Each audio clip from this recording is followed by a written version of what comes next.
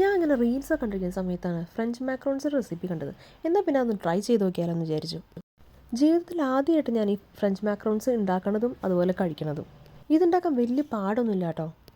ഇതിൻ്റെ main ingredient almond ഫ്ലോറാണ്. അപ്പോൾ almond ഫ്ലോറും അതുപോലെ ഐസിങ് ഷുഗറും നല്ലപോലെ സീവ് ചെയ്ത് മാറ്റി വെച്ച്, അത് കഴിഞ്ഞ് ഗ്രാനുലർ ഷുഗർ കുറച്ച് മെഷർ ചെയ്ത് മാറ്റി വെക്കണം. എന്നിട്ട് മുട്ടയുടെ വെള്ളം മാത്രം എടുത്തിട്ട് നമ്മൾ ഇതുപോലെ ബീറ്റ് ചെയ്യണം.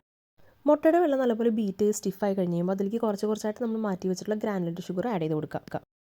ഇനി നമുക്ക് ഇഷ്ടമുള്ള ഏത് കളർ വേണമെങ്കിൽ നമുക്ക് ആഡ് ചെയ്ത് കൊടുക്കാം. ഇതെൻ്റെ ഒരു പരീക്ഷണമായിരുന്നു. പല കളറുകളും മിക്സ് ചെയ്ത് ഞാൻ ലാസ്റ്റ് ഒരു ലൈറ്റ് ഒരു പീച്ച് കളർ പോലത്തെ കളറാക്കിയെടുത്തു. ഇനി ഇതിലോട്ട് നേരത്തെ സീവ് ചെയ്ത് വെച്ചിട്ടുള്ള ആൽമണ്ട് ഫ്ലോറും ഐസിങ് ഷുഗറും ആഡ് ചെയ്ത് കൊടുത്ത് ഇതുപോലൊരു കൺസിസ്റ്റൻസി ആവണം നമ്മുടെ ബാറ്റർ. ഇനി ഇത് പൈപ്പിംഗ് ബാഗിലെടുത്ത് നമുക്ക് ഇഷ്ടമുള്ള ഷേപ്പിൽ ഉണ്ടാക്കാം. കുറച്ച് സ്പേസ് വിട്ട് വേണം നമ്മൾ മാക്രോൺസ് ഉണ്ടാക്കാൻ. എയർ ബബിൾസ് ബ്രേക്ക് ചെയ്ത് കളഞ്ഞ് ഇതിൻ്റെ ടോപ്പ് ഡ്രൈ ആയി കഴിഞ്ഞാൽ നമുക്ക് ബേക്ക് ചെയ്തെടുക്കാം. സംഭവം അത്രേ ഉള്ളൂ. ഇതിൽ ബട്ടർ ക്രീം ഫില്ലിംഗ് കൂടി വെച്ച് കഴിഞ്ഞാൽ മാക്രോൺസ് റെഡി.